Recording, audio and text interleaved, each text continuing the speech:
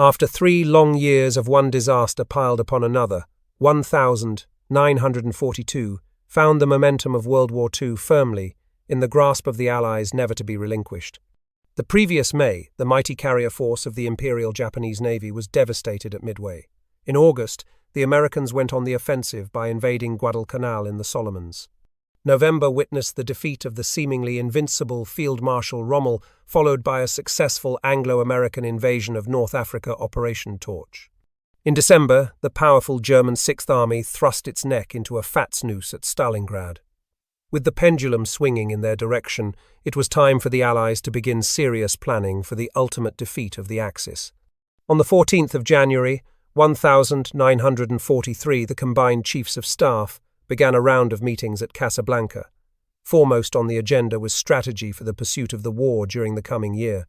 The American Joint Chiefs, led by General George Marshall, insisted on a cross-channel invasion of Europe later in the year. The British, on the other hand, recognized that the invasion would be impossible that year and pressed for further action in the Mediterranean. This was totally unacceptable to Marshall and Admiral Ernest King. As a result, Marshall and King demanded that a heavier emphasis be placed on the war in the Pacific. Instead of the 85-15 ratio of resources, the American chiefs argued for a 70-30 ratio between Europe and the Pacific. Eventually, a compromise was reached. The Americans agreed to the invasion of Sicily in exchange for a heavier emphasis on the war against Japan. The upshot of the discussion on the Pacific Far East operations at Casablanca was a series of limited and contingent agreements. The United States was to conduct a two-way advance in the Pacific. Plans and preparation were to be made for the recapture of Burma in 1943, but final decision on the operation was to be postponed until the summer of 1943. Increased aid to China in the way of air forces and transports would be provided by the United States. The delegates agreed that the Pacific Far East operations for 1943 were to be aimed at maintaining pressure on Japan, holding the initiative, and attaining positions of readiness for a full-scale offensive against Japan immediately upon the defeat of Germany. The Central Pacific strategy was the brainchild of Admirals Nimitz and King. Both felt that a two-pronged offensive was essential to final victory. General MacArthur, on the other hand, disagreed and championed a single thrust aimed at the recapture of the Philippines. At the Trident Conference in May, King pointed out that a Central Pacific drive with the final objective of the Marianas Islands would allow the Americans to strike from there to the Philippines, China, or even Japan itself. In addition, the capture of the Marianas would sever the line of communications between Japan and her bases in the Carolines and cut off the flow of vital natural resources from the Dutch East Indies. During the Quadrant Conference a few months later, the British chiefs gave their final blessing to King's Central Pacific strategy. The Americans would seize the Gilberts, Marshalls, Carolines, Palaus, and finally the Marianas.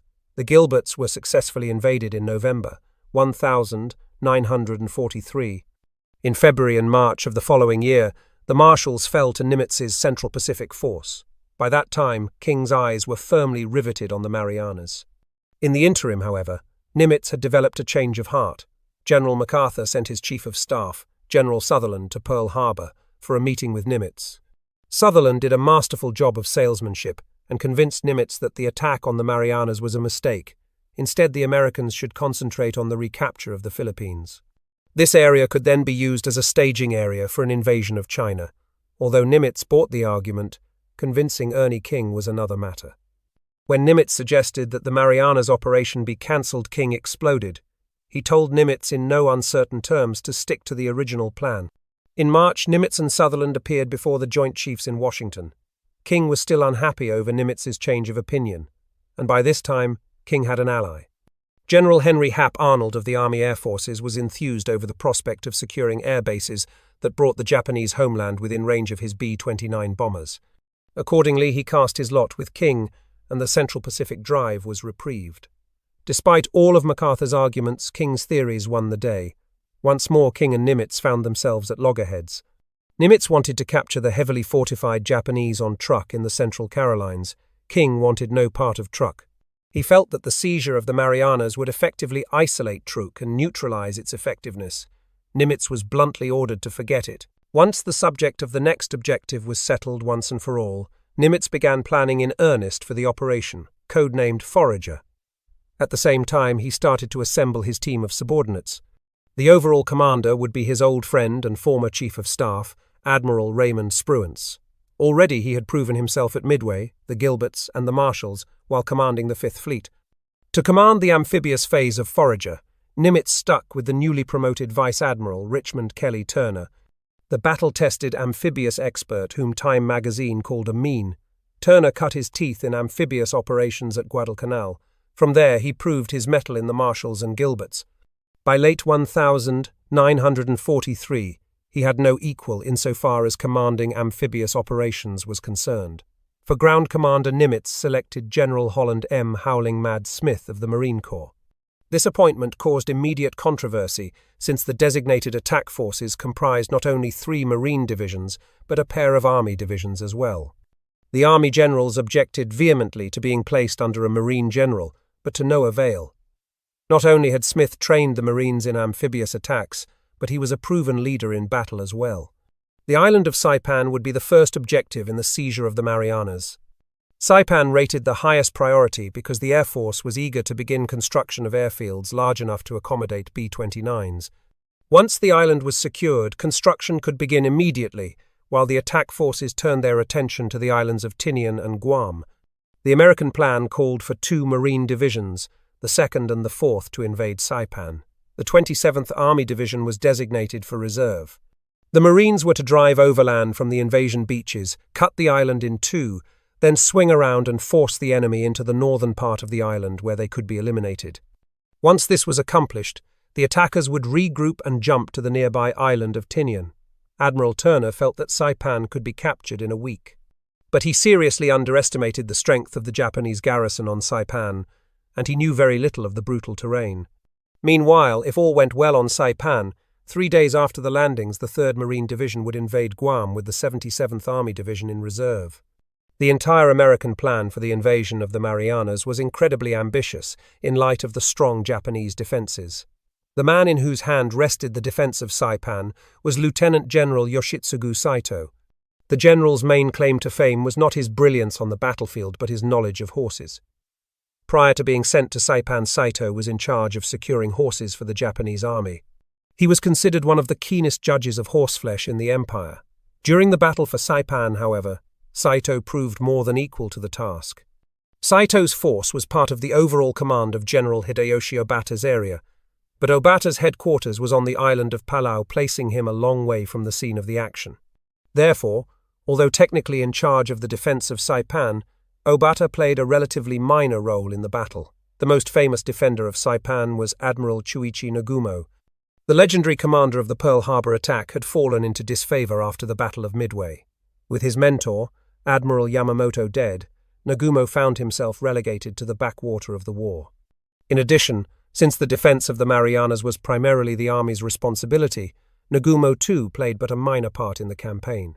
His command consisted of a few aircraft and a handful of patrol boats.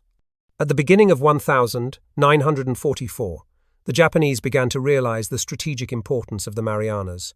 Troops were withdrawn from China and dispatched to Saipan. Unfortunately for the Japanese, marauding American submarines prevented many of these troops from reaching their destination. In February, a troop transport with over 4,000 troops was sunk. Some survivors eventually managed to reach Saipan, but all of their equipment was lost. In June, 5 more troop-carrying ships managed to reach Saipan, but once more all of their equipment had been lost at sea.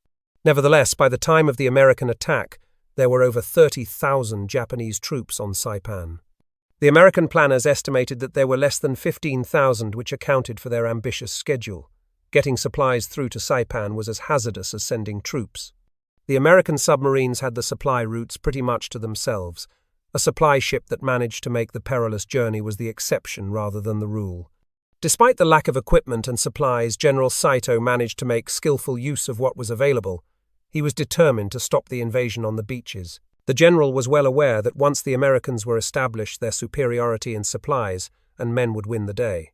Accordingly, Saito positioned his artillery and mortars where they could pour the maximum amount of fire onto the landing areas.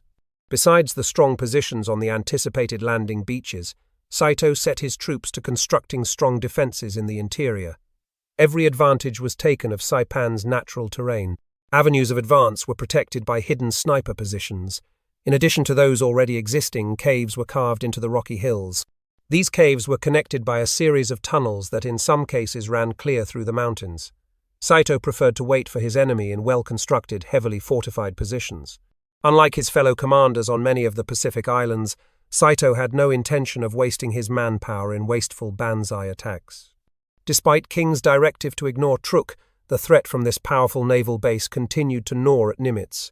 He could not rest until he was absolutely certain that the Japanese naval forces at Truk posed no problem. A series of raids were carried out against the island in the first months of 1944. Then, on the 29th of April, the carriers of Task Force 58 began a 2-day attack against the base. Truk was subjected to repeated bombings and strafing runs. When Task Force 58 withdrew, Truk had been blasted into oblivion. Never again was this great bastion of the Pacific a factor in the war. Nimitz could now rest easy and concentrate on Saipan. Shortly after 5 o'clock on the morning of the 15th of June, the attacking forces began climbing over the sides of their transports and dropping into their attack craft. To the north of the actual landing areas, the attack craft began making a run toward the island.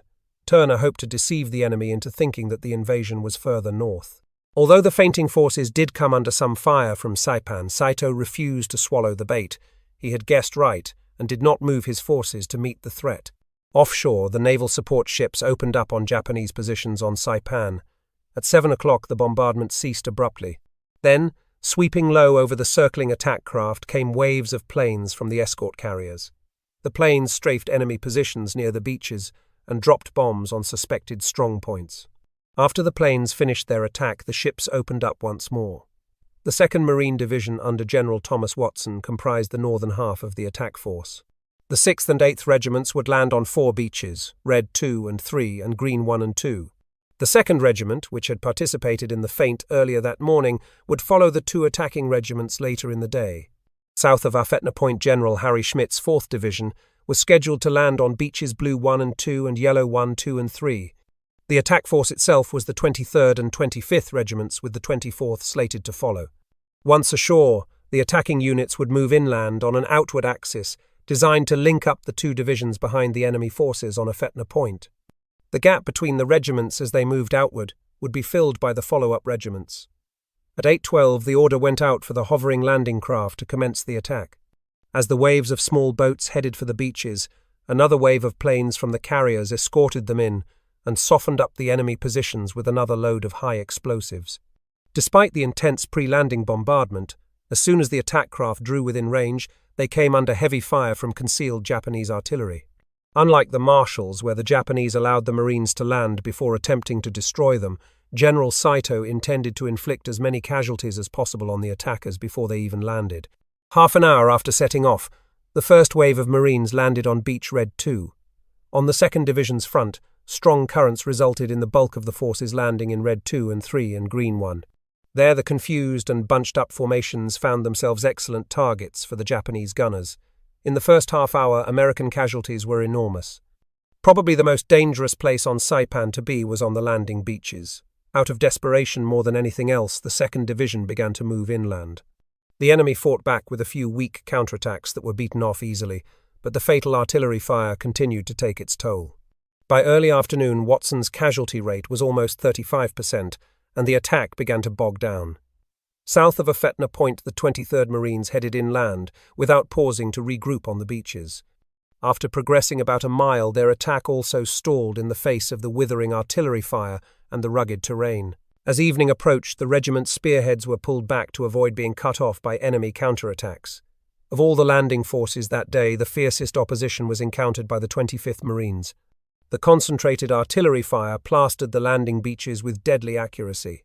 At 9:30, Japanese infantry counterattacked and threatened to destroy the beachhead itself. Only the intercession of a company of tanks saved the day. Nevertheless, on this beach too, casualties were extremely high. Like the 2nd Division, the 4th's casualty rate approached 35%. At the landing points, the beaches were strewn with American corpses and burning landing craft. Wounded, awaiting evacuation to the ships offshore, were not immune to the deadly barrage. Many survived the advance only to perish while receiving aid at the water's edge. Other stretcher cases were wounded again, sometimes 2 or even 3 times. When the Marines dug in for the night, they were only halfway to the first day's objectives, the line of hills and ridges inland from the beaches. General Saito did not plan to ease the pressure on the battle-weary Marines with the onset of darkness. His orders for the first night were, "Each unit will consolidate strategically important points and will carry out counterattacks with reserve forces and tanks against the enemy landing units and will demolish the enemy during the night at the water's edge." First to feel the brunt of Saito's orders were the 6th Marines on the extreme left flank of the American front. Around 2 o'clock, a strong enemy force backed by tanks hit the Marines. Since their artillery had not yet landed, the Americans were forced to beat off the attack with machine gun and rifle fire. In this effort, they were aided by star shells fired by the battleship California, which illuminated the battlefield. Hard pressed, the Marines held their ground. They allowed the Japanese tanks to pass over their foxholes before emerging and destroying the tanks from the rear. Although the attack eventually failed, some of the enemy managed to infiltrate the American lines. 2 further attacks were hurled against the 6th Marines that night, but these lacked the strength of their predecessor and were dealt with in good fashion. Morning found the Marines mopping up the infiltrators. Over 700 dead Japanese were counted on the 6th Marines front. The 6th Regiment was not alone in its ordeal that first night on Saipan. The 25th Marines received a shock around 3:30 when a group of civilians approached their lines supposedly bent on surrender. When they were in range, Japanese troops in the rear of the civilians opened up on the American positions. Fortunately, some of the 4th Division's artillery had managed to come ashore during the day. Fire from these guns was called down on the enemy formation, civilians notwithstanding. The attack petered out. By attacking the flanks of the American attack forces, the Japanese missed a golden opportunity. A yawning gap loomed between the 8th and 23rd Marines since the 2 divisions had been unable to link up before nightfall. Except for a sporadic effort, however, this area was largely ignored during the night's counterattacks. Had Saito consolidated his forces and driven them into this gap, he most likely would have split the entire American front in half. Then he could have attacked the flanks of both sides simultaneously, or held one in place while the other was destroyed. While the Marines clung to Saipan by their fingernails, Holland Smith began to alter his plans. The reserve units of both Marine divisions were committed to the fight. Smith also decided to commit the 27th Army Division, albeit reluctantly. In the Marine general's eyes, the 27th had performed poorly at Macon, and Smith had little confidence in this unit's fighting ability and its leadership. Nevertheless, reinforcements were urgently needed on Saipan, so the 27th was committed. At the same time, plans for the attack on Guam 3 days hence were scrapped in case the designated attack units might also be needed on Saipan. Guam would have to wait. Kelly Turner and Spruance endorsed Smith's plan. The morning of the 16th found the entire American line on the move, with the exception of the 6th Marines, who were occupied by their mopping-up effort from the previous night. Later in the day, the 8th and 23rd Marines linked up at the town of Charankanoa, thus cutting the base of Afetna Point. However, during the night, most of the Japanese on the point had pulled out, so the Marines held an empty bag. Nevertheless, communication between the 2 divisions was established, and the Americans held a continuous line. On the 4th Division front, the 25th Regiment managed to penetrate to within half a mile of Aslito airfield before the attack bogged down. The advance was called off around 17, and once more the Marines dug in for the night to await the inevitable attack. During the day, even though the entire American line had moved forward and fresh units were committed to the battle, the casualties continued to mount at a dramatic rate. The enemy artillery situated in the hills continued to pound the American positions. Well-dug-in Japanese strong points had to be eliminated one by one.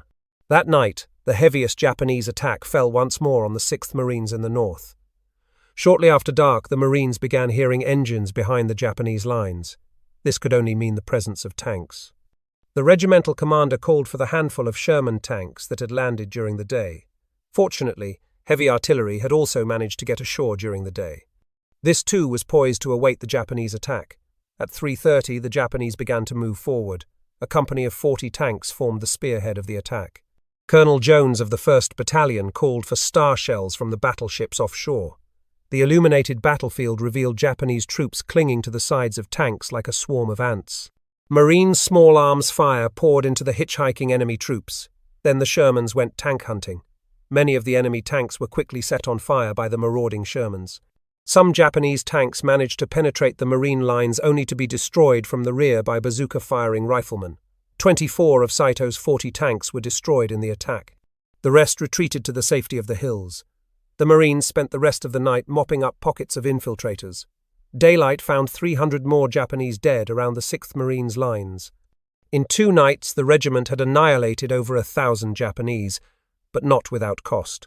Casualties were high, and the 6th Marines were severely under strength. Despite the night's activity, at 7 o'clock on the 17th the 6th, 8th and 2nd Marines began their attack. The 8th Regiment found the going more difficult than their neighbours who were attacking a void left by the retreating Japanese. The 8th found itself bogged down in a swamp. This made it virtually impossible to bring their heavy equipment forward. The Marines were harassed every step of the way by hidden enemy snipers as they threaded their way through the swamp. The next 2 units in line, the 23rd and 24th Marines, made good progress in the face of stiff enemy resistance. Casualties continued to mount, but the 2 units moved steadily forward. The most significant event of the day occurred on the extreme southern flank. By the morning of the 17th, the leading element of the 27th Infantry Division, the 165th Infantry, was ashore and moving into line. The army troops were ordered to capture Aslito Airfield.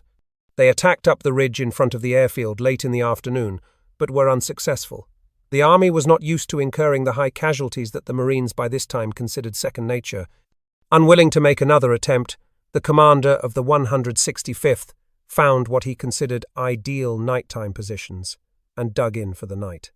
Meanwhile, on the left flank of the 165th, the 25th of Marchines attacked and managed to cut off the airfield from reinforcements from the north.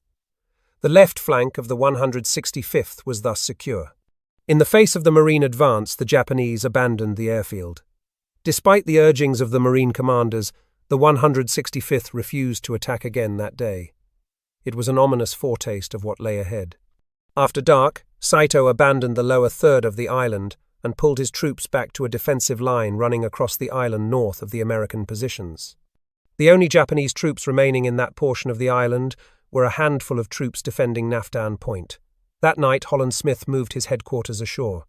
In the wake of the 105th Infantry, General Ralph Smith, commander of the 27th Division, also moved his headquarters. Ralph Smith immediately sent word to his officers that henceforth both the 105th and 165th would be under his direct operational control instead of that of the Marines. The first seeds of friction were thus sowed. In contrast to the 2 previous nights, the dark hours of the 17th were relatively quiet, with 2 exceptions. An attack was made against the juncture of the 6th and 8th Marines. The attack managed to sever communications between the 2 regiments, and the line was forced back. Communications were quickly restored, and the attack was eventually beaten off. But General Saito's bag of tricks still contained some surprises. Around 4:30, approximately 30 barges, crammed with amphibious troops, set out from Tanapag Harbor intent on landing behind the American lines. The flotilla was discovered by American ships patrolling offshore. Over half of the Japanese barges were sunk in the ensuing action with heavy loss of life. The balance beat a hasty retreat back to Tanapag Harbor.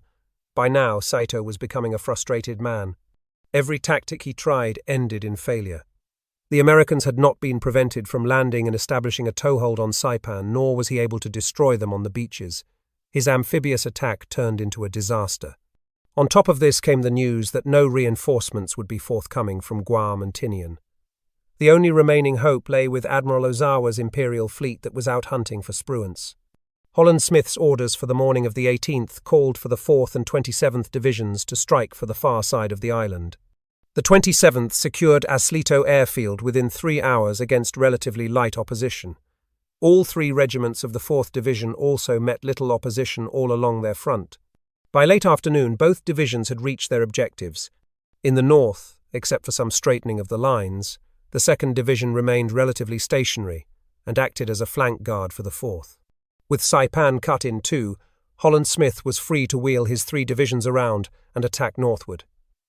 Thus far, American casualties had been extremely high. During the first 2 days of the battle, the Marines had been subjected to an incessant mortar and artillery barrage.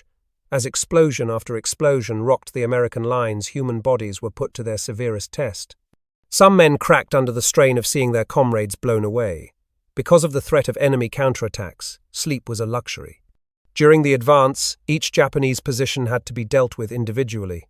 The well-dug-in Japanese would not surrender.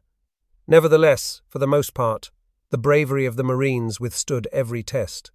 But the toughest was yet to come. Meanwhile, by the 17th, Spruance was aware that the Japanese fleet was at sea. He consolidated his 4 carrier task groups and moved away from Saipan to deal with the threat. Spruance felt that the Japanese would attempt to maneuver around his flank and position themselves between the 5th Fleet and the landing beaches. To protect against this eventuality, he ordered Turner's amphibious force to move away from the beachhead and out of harm's way. Consequently, the flow of supplies and reinforcements to the battered forces on Saipan ceased. Holland Smith would have to make do for the time being.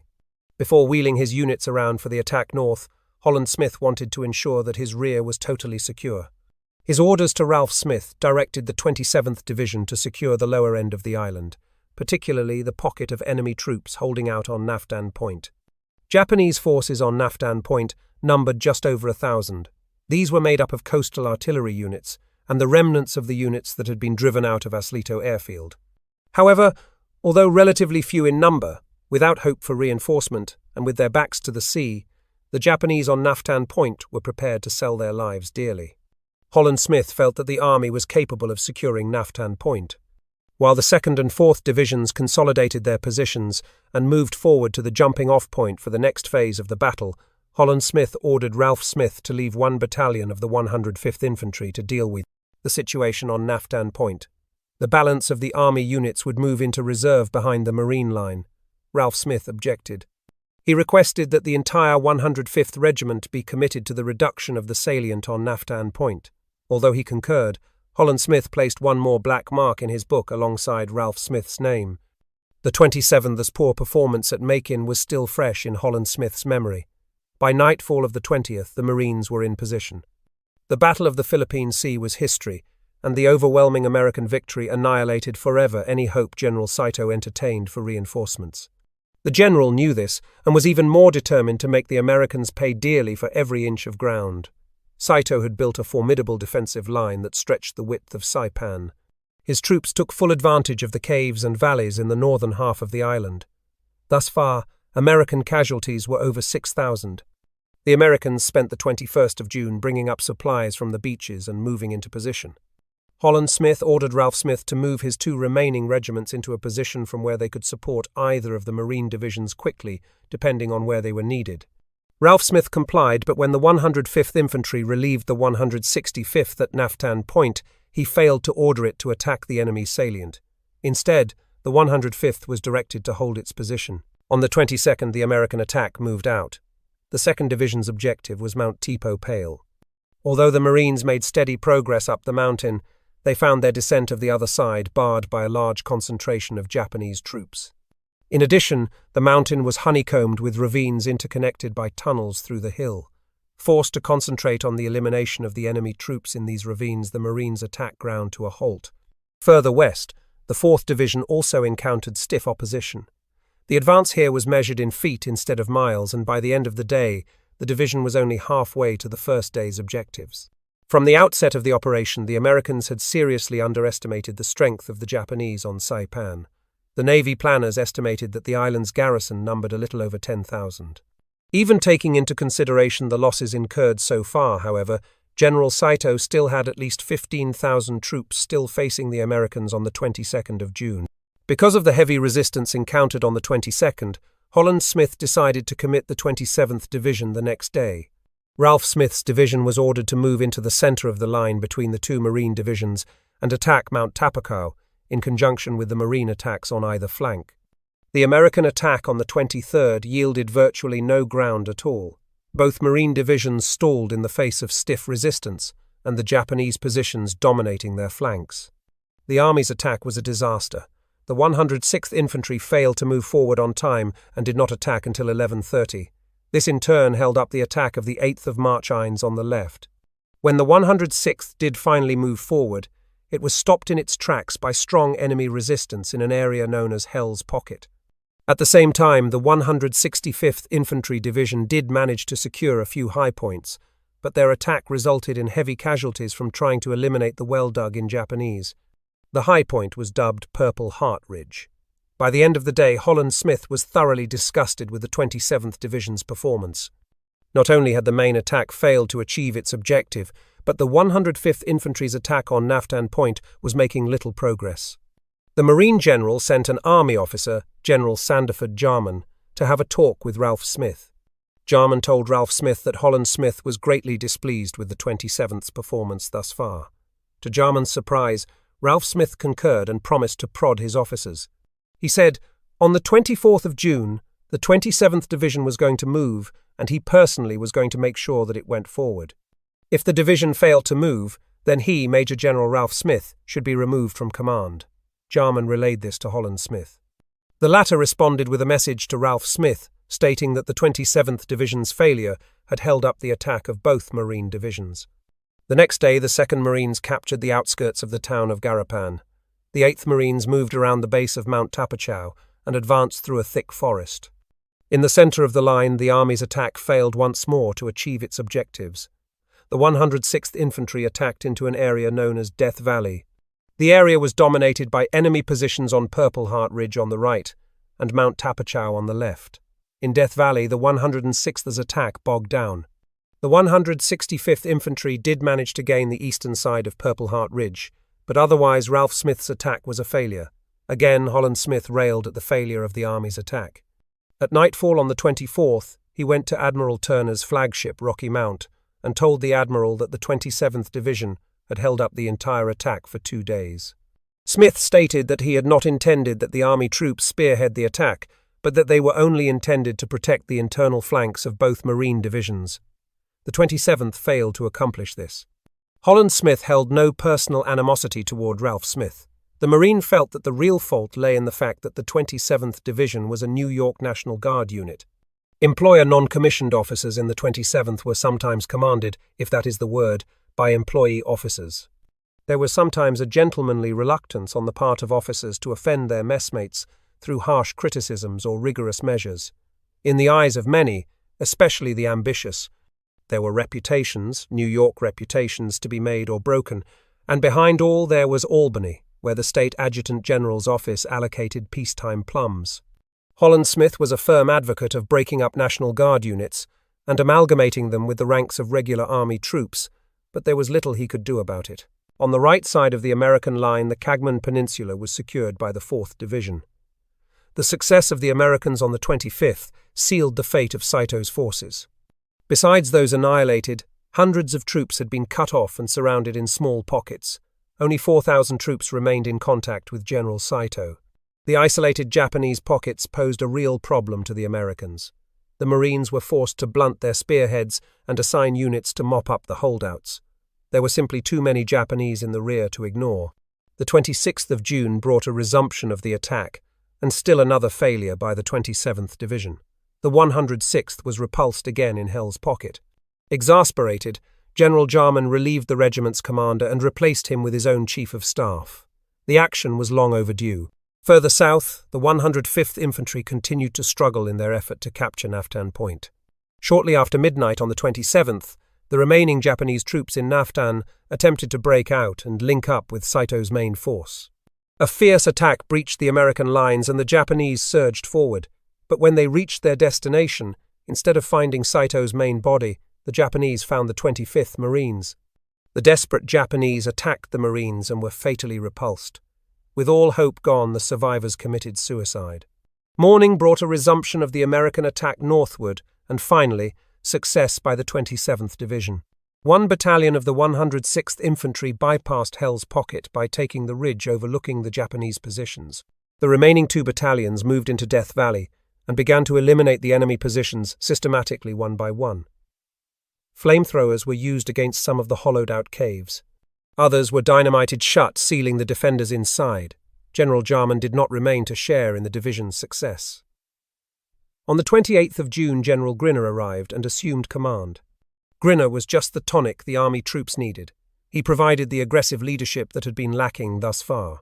Under his inspired command, the 27th proved it was worthy of sharing the battlefield with the Marines.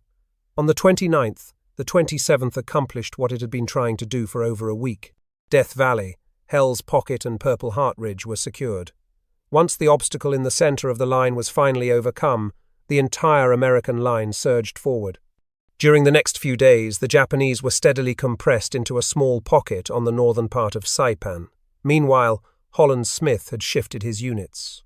The 2nd of March Ein Division attacked across the front of the 27th Division. General Grinner's division was then entrusted with the left flank of the American line, their attack spearheaded by the rested 105th Infantry. On the 6th of July, the 105th's attack was brought to a halt in front of a narrow canyon dunning diagonally across the path of advance. Throughout the day, and far into the night, the 105th attacked the enemy position with a zeal heretofore lacking. On the 2nd day, the Americans heard small arms fire and explosions coming from the Japanese lines. When they advanced cautiously into the valley, the Americans found over 100 Japanese dead by their own hands. The men of the 105th dubbed the scene Harakiri Gulch. The previous day, Saito's surviving forces had been forced into a small pocket by the Marines. General Saito knew that the position was hopeless, but he was unwilling to surrender. Capitulation meant a loss of face. The general therefore decided to launch a counterattack in an attempt to take as many American lives as possible. "Whether we attack or whether we stay where we are, there is only death," he said, and asked his troops to adopt the motto, 7 lives for each one of theirs. After a celebration during which the Japanese troops worked themselves into a frenzy while consuming the balance of their supplies, General Saito went off into seclusion and took his own life. His subordinate, General Suzuki, was left to lead the final charge. By that time, the noble Admiral Nagumo had also perished by his own hand. At 4 o'clock on the 7th of July, the Japanese, 4,000 strong, attacked their tormentors. The drunken, screaming horde hit the 105th Infantry head-on. Many of the Japanese were armed with only swords. Others were reduced to carrying clubs and sticks, since weapons were in short supply. Those that did possess rifles had only a few rounds of ammunition apiece. The howling mob ploughed directly into a gap between 2 battalions. The American defenders were quickly overrun. Individual groups of soldiers manned machine guns and poured fire into the ranks of the advancing enemy, but the tide swarmed over them and continued to surge forward. On the heights above the hapless 105th, the 23rd of March Eins lobbed mortar shells into the enemy ranks with little effect. Once they passed the 105th, the Japanese fanned out. The 10th and the 27th of March Eins were the next to feel the fury of the attack. American artillerymen fired point-blank into the enemy swarm before they too were overrun and forced to abandon their guns. General Grinner ordered the 106th Infantry to move up and support the beleaguered defenders. Inevitably, the Japanese horde became strung out. The American reserve units and those that had managed to stand their ground eventually slowed the momentum of the Japanese attack. Then the 106th Infantry moved in and began mopping up pockets of resistance. The next morning, 4,300 dead Japanese were counted along the route of the attack. The counterattack was the last Japanese gasp. The American soldiers and Marines went over to the attack and pushed the remaining enemy toward the edge of the island. On the 9th of July, the Americans approached the north coast.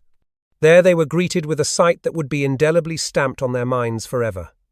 Hundreds of Japanese soldiers and sailors hurled themselves off the high cliffs onto the rocks below. They were accompanied by the Japanese population of the island. As the Americans looked on in horror, mothers pushed their children over the edge before taking their own lives. Old men and women, believing the Japanese propaganda, joined in the massive suicide. There was little the American troops could do. At 18 o'clock that evening, Admiral Turner informed Spruance that Saipan was finally secure. A few small pockets of Japanese holding out in caves remained to be eliminated, but for all intents and purposes, the battle was over. For the Americans, it had been a costly victory. Over 17,000 casualties, including 4,000 dead, was the cost. Enormous casualties, even for the Marines. The Japanese cost was over 20,000 lives, but this figure did not include those that had jumped into the sea or were sealed forever in dynamited caves. Saipan's fall also had far-reaching political consequences. Faced with the breaching of the inner Japanese defensive ring, Prime Minister Tojo resigned. Saipan was the beginning of the end, and the Japanese knew it. With Saipan secured, the Americans once more turned their attention to Tinian. Originally, Tinian was scheduled to be invaded a few weeks after the invasion of Saipan, since the American planners thought that Saipan could be taken after a brief fight. The skill and determination of Saipan's defenders had allowed the Tinian garrison a reprieve. There were a number of reasons for the Americans to invade Tinian. Foremost among these was its proximity to Saipan. Less than 3 miles separated the northern tip of Tinian from Ajingan Point on Saipan. Left alone, the Japanese on Tinian could harass the American occupation forces on Saipan via amphibious attacks across the narrow strait separating the two islands. In addition, the Japanese had built 4 excellent airfields on Tinian. Aerial attacks against American positions on Saipan could be easily launched once the Fifth Fleet left the area. The Japanese defenders of Tinian numbered in excess of 9,000 under Colonel Keishi Ogata. However, less than half of them were considered frontline troops. The balance were naval units and support personnel. The selection of a suitable landing site posed a vexing problem for the Americans. Admiral Harry Hill was chosen to command the amphibious operation. The proximity of Saipan made landings on the northeast corner of Tinian the most direct route. Unfortunately, that corner of Tinian contained but 2 narrow beaches backed by high cliffs. An amphibious attack against a fortified position of this nature would be mass suicide. In addition, the restricted landing areas were not suitable for moving large quantities of troops and supplies ashore in a short period. Colonel Ogata was well aware of the perils of an attack across the strait, separating the two islands, and felt that the Americans would never consider undertaking such a hazardous operation. Instead, with their vast resources, the Americans would seek out a more suitable landing point.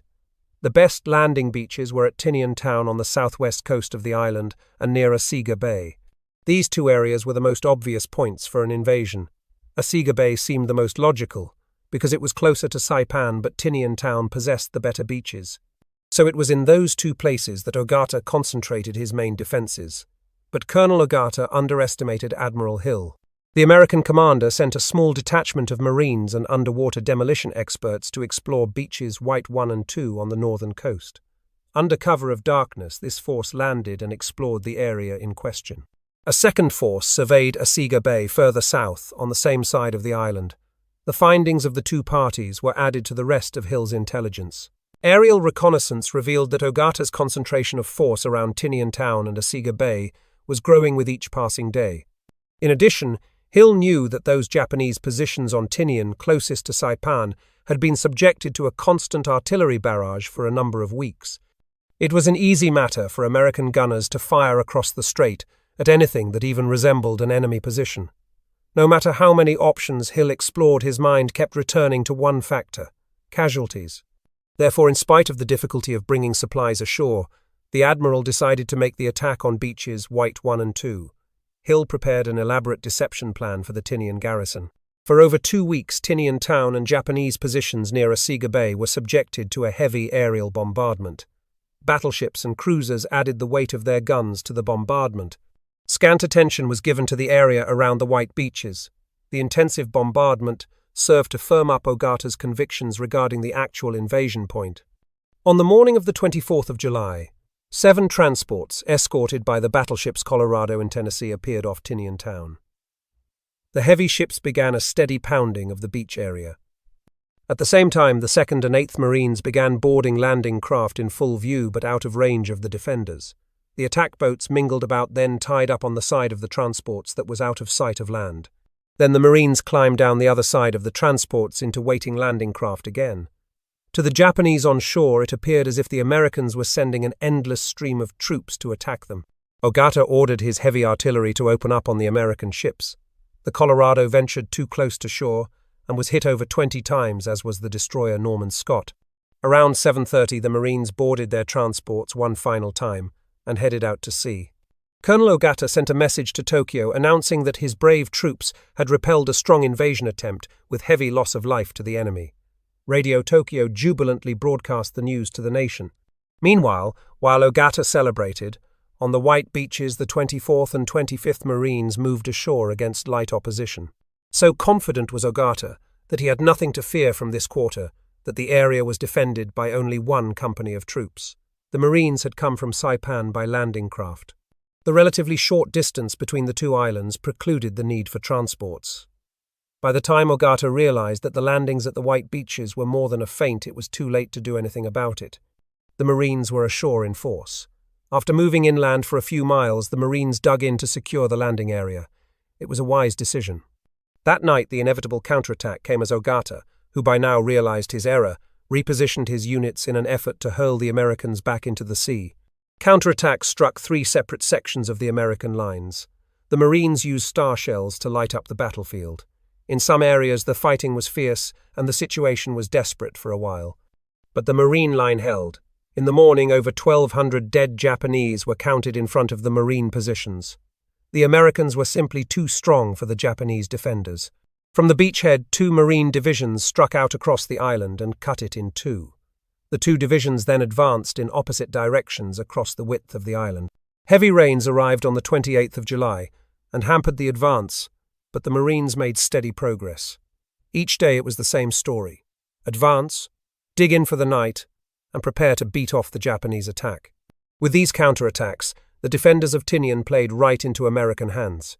Each attack met with a fatal repulse until the Japanese had exhausted their manpower. The final charge came on the night of August 1st. Like its predecessors, this attack failed to achieve anything but more Japanese deaths. American casualties on Tinian totaled just over 2,000 annihilated and wounded. Japanese losses were 4 times as great. One significant factor the Americans noticed on Tinian was the capture of more enemy prisoners. Nevertheless, a vast majority of the defenders still preferred death to surrender. Their fanaticism resulted in the loss of more American lives. On Tinian also, the civilian population, for the most part, refused to join the Japanese troops in sacrificing their lives. Apparently, the population of Tinian did not believe Japanese propaganda about the fate that would befall them should they fall into American hands. With 2 of the 3 objectives in the Marianas secured, American attention turned to Guam. This island would prove a tough nut to crack. The Japanese garrison there was 19,000 strong. However, the defenders were a hodgepodge of formations. Most of the Japanese reinforcements for the Marianas had been split between Saipan, Tinian, and Guam. Those on Saipan and Tinian were now gone. The American planners relied heavily on the experiences of Saipan and Tinian. 56,000 Marine and Army troops would be committed to the battle. The landing beaches selected were on the west coast of the island, on either side of Oroti Point, at Agat Bay and Asan Point. For over a month, American air attacks pounded targets on Guam. 2 weeks prior to the invasion, the island was subjected to an around-the-clock bombardment from sea and air. It was the heaviest pre-invasion bombardment thus far in the war. In spite of the heavy bombardment, the Japanese positions were hardly dented. Their guns were well concealed and dug into the rocks. On the 21st of July, when the invasion began, the defenders were waiting. At both landing points, the story was the same. The attackers found themselves under heavy artillery and mortar fire. The Americans incurred heavy casualties. As at Saipan, the beaches were littered with dead, wounded, and burning amphibious vehicles. In spite of the heavy fire, however, the Marines moved steadily inland, and the build-up continued. As night fell, the barrage subsided, and the Marines dug in to face the inevitable. Throughout the war in the Pacific, the Japanese failed to learn from their mistakes. Banzai charges against well-dug-in American positions were rarely successful. Nevertheless, the Japanese commanders continued this wasteful expenditure of manpower. The first night on Guam was no exception. The Japanese 38th Regiment was virtually wiped out attempting to overrun the 4th Marines. All along the line, the tactic was repeated. The Japanese attacked, annihilated a few Marines, and suffered enormous casualties in turn. The 22nd of July was no different than similar days on Saipan and Tinian. The Marines moved inland step by step, destroying enemy positions every yard of the way. At night, they dug in and beat off yet another costly enemy attack. By the morning of the 23rd, the best of the defenders were dead, sacrificed in futile banzai charges. Others, electing to hold their ground, were overrun and annihilated by the advancing Marines. On the night of the 25th, the Japanese launched their heaviest counterattack.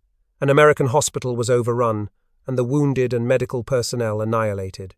Despite their exhaustion from 4 days of fighting, the Marines clung to their positions and annihilated over 3,000 of the enemy. Many senior Japanese officers perished in the attack. The defenders had shot their bolt.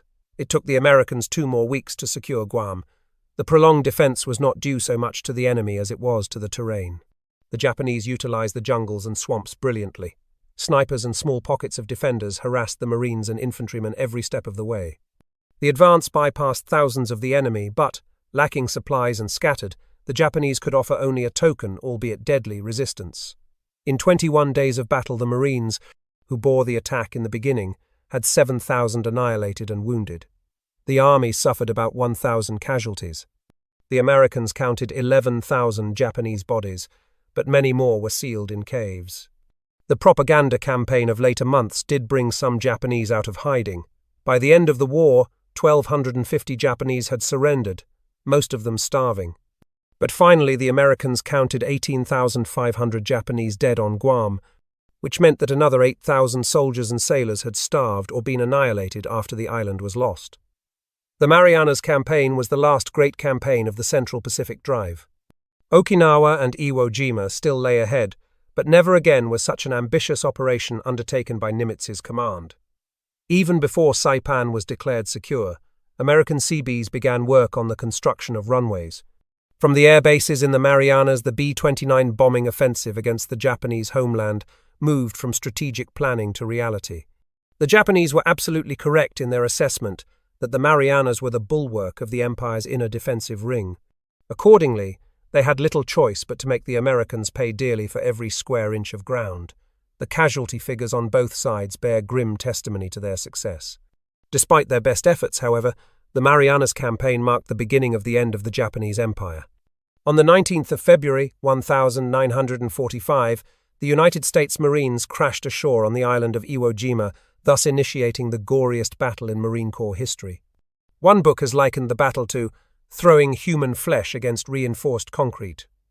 The Japanese commander had vowed to hold on to Iwo Jima at all cost. In order to fulfill that vow, he turned the island into a veritable fortress. It was this fortress that 3 Marine divisions were ordered to attack that day in February. Before the battle was over, the 27th of March Ines would earn Congressional Medals of Honor, but 6,281 of their comrades would lie dead. An additional 21,865 would become casualties. Admiral Nimitz later commented, "Among the Americans who served on Iwo Island, uncommon valor was a common virtue. This supreme test cost the Marine Corps dearly." From this battle has come the Corps symbol immortalized in bronze, the raising of the American flag on Mount Suribachi. Although the battle was marked by ferocity, it was not lacking in bravery. The scars of this battle would never leave its participants. The horror left an indelible mark. The dead did not die in vain, however, for this crucial island economized the war effort for America and in the long run saved more lives than were lost taking it. The autumn of 1944 found the Americans firmly entrenched in the Marianas, with General MacArthur poised to make his historic return to the Philippines. In less than 1 year's time, Nimitz's Central Pacific forces had traveled over 3,000 miles from Tarawa in the Gilberts, through the Marshalls to Saipan, Tinian and Guam in the Marianas. In September of that year, Nimitz's forces attacked Peleliu in the Palaus in support of MacArthur's invasion of the Philippines. Also that fall, the Army Air Force began its devastating bombing campaign against Japan from the recently occupied Marianas. Delivering the deadly loads were the world's largest bombers, the Great Silver Giant, the B-29 Superfortress. For the Japanese, 1944 witnessed the virtual end of their mighty Imperial Navy. In the battles of the Philippine Sea in June and the Battle of Leyte Gulf in October, this once proud navy was all but obliterated. The Japanese had very little left to oppose the American Navy. In January 1945, the Americans were on Luzon in the Philippines, effectively dividing Japan from its southern empire and all its vital natural resources. Japan was truly reaping the whirlwind. The Japanese homeland was approximately 1,500 miles from the nearest American bases in the Marianas. Halfway between Japan and these islands lay the island of Iwo Jima. From the entrance of Tokyo Bay southward for 750 miles stretches a chain of islands known as the Nampo Shoto. 3 major groups comprise the Nampo Shoto, the Izu Shoto, the Bonin Islands, and the Volcano Islands. Iwo Jima is located among the latter group approximately 670 miles south of Tokyo and 700 miles north of the Marianas, about equal distance between the two. The English translation for Iwo Jima is Sulphur Island, so named because of the extensive sulphur deposits found throughout the island. It is shaped like a pork chop, measuring less than 5 miles long and 2.5 miles across in the north, narrowing to 1/2 mile in the south. At its southern extremity is the island's highest point, an extinct volcano rising 546 feet named Mount Suribachi. The northern half of the island is rocky and hilly and rises over 300 feet above sea level. This area features many cliffs, canyons and caves, excellent terrain for conducting a protracted defense. Between Mount Suribachi and the northern plateau is a large layer of volcanic ash. There is very little about Iwo Jima to make it attractive. This is probably the reason it had been left untouched by the Europeans during the land grab of the previous few centuries. It was the Japanese who first showed an interest in the stark island. Following the historic visit by Commodore Perry in 1853, the Japanese sent their colonists to the island chain. By 1861, they had laid claim to the Bonin and Volcano Islands, thus placing Iwo Jima under direct Japanese jurisdiction. By 1943, there were 1,100 Japanese civilians on the island, employed in a number of occupations ranging from sugar refining to sulfur mining.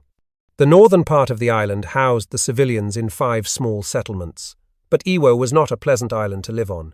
Fresh water was non-existent. It had to be either collected in concrete cisterns from rain or supplied from the main islands by tanker. Adding to the population's discomfort was the constant odour of sulfur vapours, similar to the smell of rotten eggs. In addition, vegetation is sparse with a few twisted trees and some coarse grass found in the northern end. An American chaplain described the island, "After God got through making the world, he must have took all the dirty ash and rubble left and made Iwo Jima." So why did this desolate island achieve such strategic importance to warrant such attention? Up until the time of the American conquest of the Marshalls, Iwo Jima was lightly fortified. With the likelihood of an American advance to the Marianas, however, the Japanese re-evaluated their position in the Volcano Bonin Islands. In March 1944, the 31st Army was activated for the purpose of garrisoning the island and continuing work on another airfield. 2 airfields had already been completed. Command of the 31st Army was given to General Hideyoshi Obata.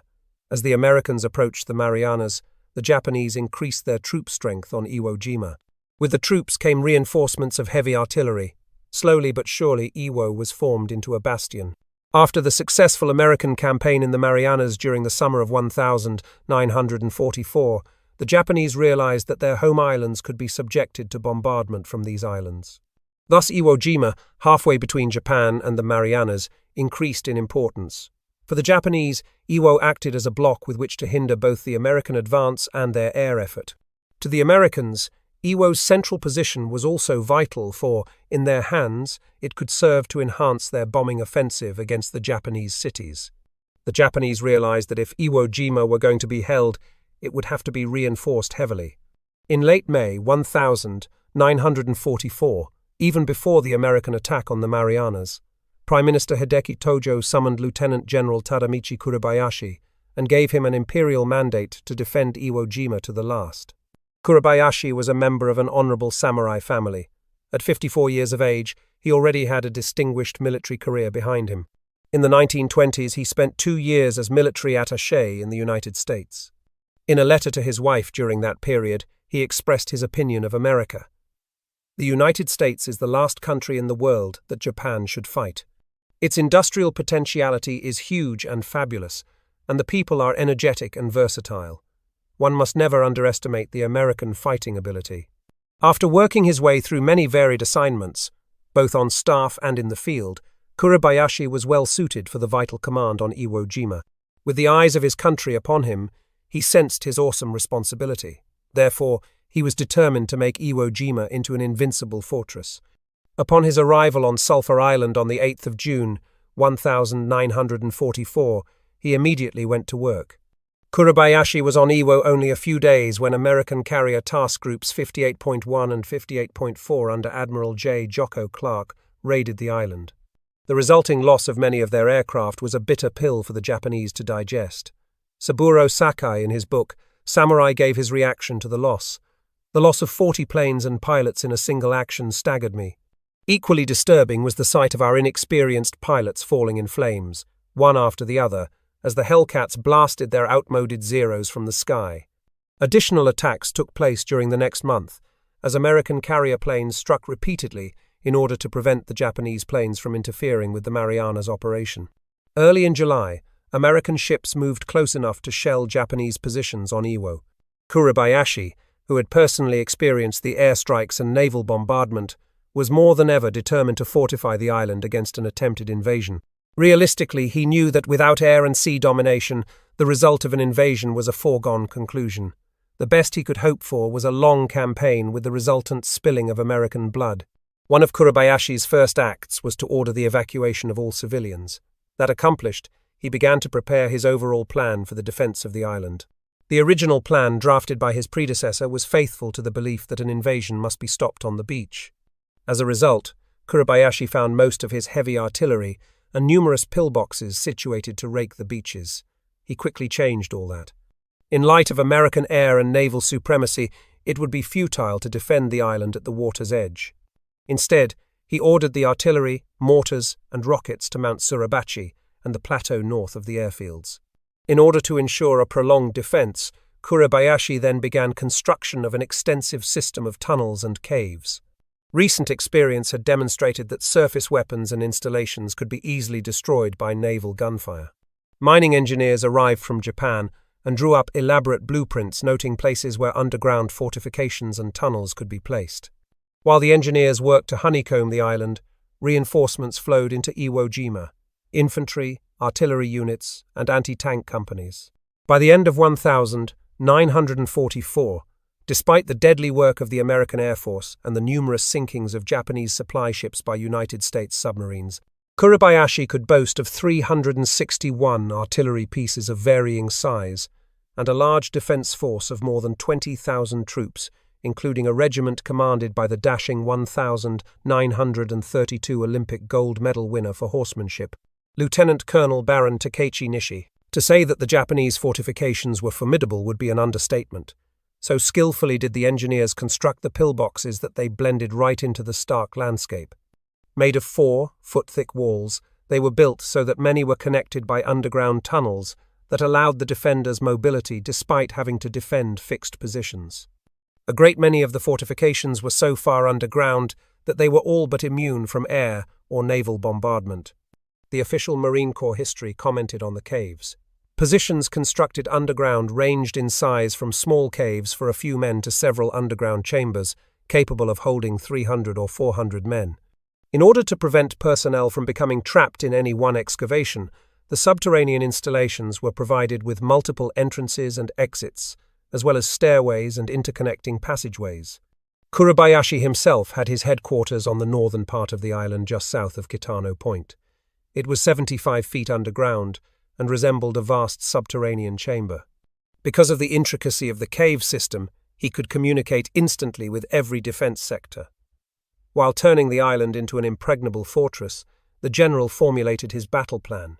Anticipating a lengthy pre-landing bombardment, he ordered his artillery to remain silent so as not to disclose their location to the enemy. He also directed his forces not to fire on the invaders until they advanced approximately 500 yards inland, at which point the artillery would decimate them. Then, after inflicting heavy casualties, the artillery would be moved further north. Suribachi's plan called for a flexible or elastic defense, designed to inflict maximum damage to the enemy for as long as humanly possible. By early February 1945, the Japanese force had risen to 23,000 men, each one determined to do his duty for the emperor.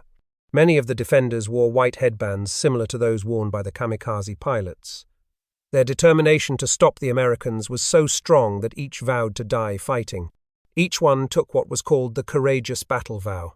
Each man will make it his duty to annihilate 10 of the enemy before dying. Until we are destroyed to the last man, we shall harass the enemy by guerrilla tactics. To the Americans, Iwo Jima was the focus of intense interest following the conquest of the Marianas.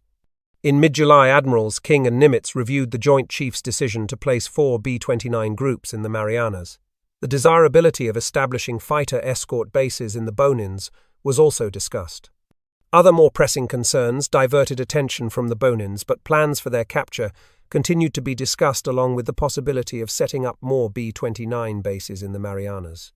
When the long-range bombing offensive against Japan became a reality in the fall of 1944, Iwo Jima quickly assumed major strategic importance.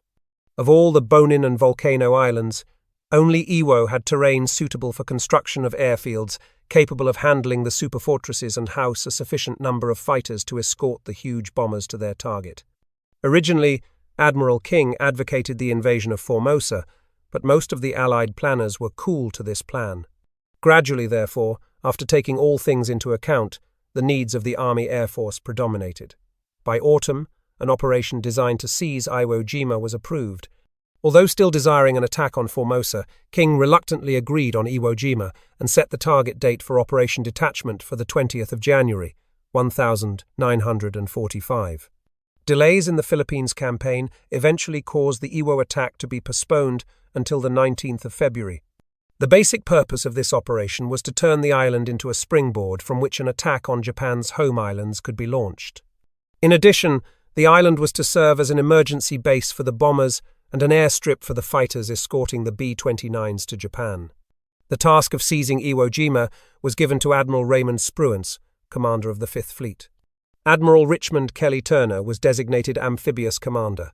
Commander of the expeditionary troops was General Holland M. Smith, and to head the 5th Amphibious Corps, Major General Harry Schmidt was tabbed. The designated attack troops were the 3rd, 4th and 5th Marine Divisions. The 3rd Division was commanded by Major General Graves B. Erskine. It had seen action in the jungles of Bougainville, the Solomons, and had fought at Guam. The 4th Division, commanded by Major General Clifton B.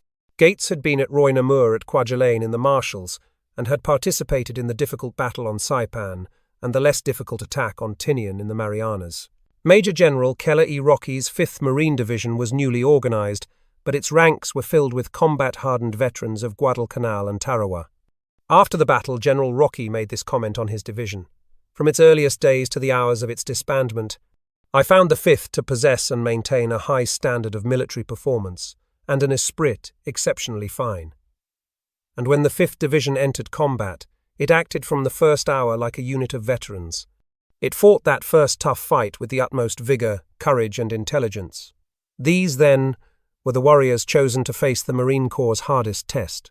The 5th Amphibious Corps Commander, General Schmidt, issued his first operational plan for detachment on the 19th of October, 1944. Modifications would follow before the final plans were accepted. When Spruance assumed command of the 5th Fleet on the 26th of January, 1945, the accepted plan called for the 4th and 5th Divisions to land first, with the 3rd remaining on board ship to act as Corps Reserve. The landing was to take place on Iwo's southeastern beaches, with the 4th Division on the right and the 5th on the left. The attack plan called for the forces to exploit the beachhead as rapidly as possible while advancing in a northeasterly direction. One regiment of the 5th Marines was assigned the task of capturing Mount Suribachi. After the southern portion of the island was secured, the 2 divisions would wheel north. At this point, the 3rd Division would land to reinforce the drive. The Marine planners made 2 serious miscalculations. First of all, they numbered the Japanese garrison at only 14,000. Secondly, they assumed that the enemy would contest the landing. The enemy may be prepared to attempt small local counterattacks prior to the establishment of our beachhead in order to annihilate our forces at the beach. His doctrine specifies that the enemy must not gain a foothold on shore, and that in order to combat this, all troops must be prepared to attack with the mission of splitting our forces and destroying them by local counterattacks. The planners were wrong. General Suribachi had learned from prior Japanese failures and was not about to make the same mistake. The American invasion fleet was made up of over 800 vessels, with an attack force numbering 70,647. Additional auxiliary personnel and naval forces increased the number of men involved in the Iwo Jima attack to 250,000. As the American force approached its objective, General Suribachi and his garrison had done all that was possible under the circumstances. Now all they could do was wait with anticipation for a duel to the death against the invaders. Experience had taught the American command that extensive preliminary air and naval bombardment was essential to soften up the target before the attack troops made their landing. Since August, Iwo had become a regular target for the air forces. The attacks were carried out by the 7th Air Force using B-24 bombers based in the Marianas. On the 8th of December, the bombing began on a continuous basis right up until mid-February. Day and night, the island was subjected to the heaviest pre-invasion bombardment of any target in the Pacific. In evaluating the effectiveness of the bombing, it was realized that numerous strong points remained despite the constant weight of bombs. Even the airfields remained operational. At no time were all of Iwo's strips rendered inoperational, and no single strip was out of service for a whole day. In an effort to clear a path for the attack troops, between the 1st of February and 16, the 7th Air Force conducted no less than 283 daylight and 233 night attacks. Over 600 tons of bombs and 1,100 drums of napalm were dropped during the daylight attacks alone. Yet the results proved disappointing because the bombers had to fly at high altitudes and were therefore unable to concentrate on specific targets. Thus, the pre-landing naval bombardment took on increased importance. The length of this bombardment became a matter of dispute between the Navy and Marine commands.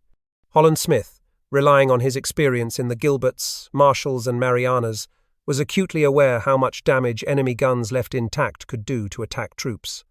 My own study of early air photographs indicated that a situation of incredible nature existed on the island. It was plain that Iwo Jima had fortifications the like and extent of which we had never encountered. My opinion was that far more naval gunfire was needed on an island 5 times the size of Tarawa, with many more times the number of defences. The Marine planners, and Smith in particular, requested that 10 days of intense naval bombardment precede the attack. In the meantime, acting independently, Admiral Turner had ordered a study of naval gunfire requirements for the forthcoming invasion. The results of this study contrasted sharply with that of the Marines. Turner believed that tactical surprise was absolutely vital and feared the loss of this by a premature naval bombardment. The loss of the element of surprise, he said, would allow enemy aircraft from the Japanese homeland to hinder the operation. He therefore concluded that 3 days of bombardment would be adequate. At the same time, he ordered a subsidiary attack by carrier aircraft to be made against air bases in Japan. This would reduce the threat of airstrikes from that quarter. When General Harry Schmidt, commander of the 5th Amphibious Corps, received Turner's plan, he ordered an alternate study that would demonstrate the absolute necessity for a 10-day bombardment. Despite this study, Turner remained adamant. Schmidt was not to be undone, and continued to press for more than 3 days, even if it was only one more. Holland Smith endorsed Schmidt's request and stated that 4 days of pre-invasion bombardment was an absolute minimum. He predicted dire consequences if the enemy's strong points were not eliminated. Turner's resolve finally weakened, but he said that he would need the approval of Spruance. The latter rejected the request, insisting that the onset of the surface bombardment had to coincide with the initial carrier attack on the Tokyo area scheduled for the 16th of February. Spruance felt that the weeks of aerial bombardment were more than equal to the extra days desired by the attack forces. The Marines would have to live and die with that decision. In the early morning hours of the 16th of February, just as the carriers of Admiral Mitchell's Task Force 58 were launching their planes against targets in Japan, the naval bombardment of Iwo Jima commenced in all its fury. The island was divided into sectors with each battleship or cruiser assigned to a particular area. During the next 3 days, the warships pounded the targets while underwater demolition teams cleared the way to the attack beaches. On the eve of day, a morose Holland Smith found himself deeply apprehensive. Still convinced that 3 days of bombardment were not enough, he expected a massacre. Would his dire predictions prove accurate, or had the naval bombardment been able to eliminate the Japanese strongpoints? It was Monday morning, the 19th of February. A light mist hovered over Iwo Jima as the first sign of light began to show on the horizon. The men of the 4th and 5th Divisions prepared to leave their transports to board the waiting attack craft. At 6:40, the large naval guns began their pre-hour softening up bombardment. At 8 o'clock, the warships fell silent, to allow the carrier planes an opportunity to pound the slopes of Mount Suribachi and the landing beaches. The sight of the swooping planes filled the waiting Marines with hope that very little would be left on Iwo. The veterans knew from experience, however, that that would not be the case. After almost half an hour, the warships opened up again. The attack forces reached their line of departure by 7:30. An hour later, the first wave started toward the beaches. As the first wave approached their landing points, the rockets and shells that were landing on the beaches halted abruptly, and the warships shifted their fire inland. At approximately 9 o'clock, the first troops hit the beaches. 3 minutes later, the second wave followed. The Marines immediately found themselves ankle-deep in sand and volcanic ash. The soft terrain caused them to stumble forward and reduce their upward climb to a crawl. To their amazement, they encountered very little opposition. Had the days of bombardment eliminated the enemy? They were falling right into Kurabayashi's trap. He was more than willing to yield the beaches in order to annihilate them in the interior later on. As the numbers of attackers increased, the Japanese began to open up. Their fire was devastating and quickly dissipated American optimism. Airfield Number 1 was one of the preliminary day objectives. When the attack troops moved toward the airfield, the Japanese defenders hit them with everything they had. From concealed pillboxes, the Japanese raked the Marines with machine guns and lobbed hundreds of mortar shells. The 28th Regiment of the 5th Division had the assignment of traversing the island at its narrow neck along the base of Mount Suribachi. As the 28th moved inland, heavy mortar and artillery fire enveloped the beaches, making the reorganization of companies all but impossible. Nevertheless, the build-up continued, and the Marines continued their gory, step-by-step advance. The bravery of the Marines was incredible. By noon, the island was cut, and the advance toward Suribachi had begun. But movement was painfully slow. At the beaches, the situation was chaotic. The 5th Division's official history records, at the water's edge Amtraks, landing crafts, mechanized and landing crafts, vehicle and personnel were hit, burned, beached and capsized, and otherwise mangled. The loose black volcanic cinders slid past the churning tires of wheeled vehicles, mixing them axle deep. The steep terraces blocked egress from the beach, and extensive minefields took a heavy toll. Debris piled up everywhere. Wounded men were arriving on the beach by the dozen, where they were not much better off than they had been at the front. There was no cover to protect them, and supplies of plasma and dressings ran low. The first 2 boats bringing in badly needed litters were blown out of the water. Casualties were being hit a second time as they lay helpless, under blankets, awaiting evacuation to ships. While the 28th moved to isolate Mount Suribachi, the 27th Regiment headed toward the southern sector of Airfield Number 1 and the western beaches. The 26th Regiment landed later in the day and quickly took up positions near the southern end of the airfield. The end of day found the men of the 5th Division huddled in foxholes on Iwo's bleak landscape. While the 5th Marines sliced the island in the south, the 4th Division landed on the beaches to the north. The initial landing was easy, but as the troops moved inland, they encountered stiff resistance. By nightfall, the 4th Division had managed to occupy the edge of the airfield and an area known as the Quarry. The battle for the Quarry was particularly brutal, marked by heavy loss of American lives. Lieutenant Colonel Chambers, commander of the 3rd Battalion, 25th Regiment, earned a Congressional Medal of Honor for his aggressive leadership in taking the Quarry. As darkness approached, the Japanese continued to rain death on the attackers. The Marines were forced to halt their attack and dig in short of their day objective. The Americans prepared for the usual counterattack. It never came. Bunched in foxholes along the perimeter, the Marines took turns on watch, fighting to stay awake, waiting for the crazy banzai. Still the rush did not come. Suribachi was sticking to his plan of not wasting lives in suicidal counterattacks. During the first day of Iwo Jima, 2,420 Marines became casualties. 566 of these were fatalities. But this was only the beginning. The first night on Iwo Jima was a nightmare. About the beach in the morning lay the dead. They died with the greatest possible violence. Nowhere in the Pacific were seen such badly mangled cadavers. All through the bitter night, the Japanese rained heavy mortar and rockets and artillery on the entire area between the beach and the airfield. As morning of the second day dawned, the weather was cold and damp, with a light rain falling. With the exception of the 28th Regiment, the Marines prepared to move to capture the airfields and the remaining portion of the island. Colonel Harry Liversedge's 28th Regiment had the awesome task of taking Mount Suribachi, hot rocks, to the Marines. In support of the 28th, carrier planes blasted Suribachi with rockets, napalm and bombs, while the larger support ships fired their huge projectiles onto the slopes. By 8:30 the Marines were ready to move out. The 2nd Battalion was on the left, the 3rd on the right. The 1st Battalion remained in reserve. Suribachi became a symbol to the attackers, dominating the scene. On this day, and increasingly as days went by, Suribachi seemed to take on a life of its own, to be watching these men, looming over them, pressing down upon them. When they moved in its shadows, under its eye.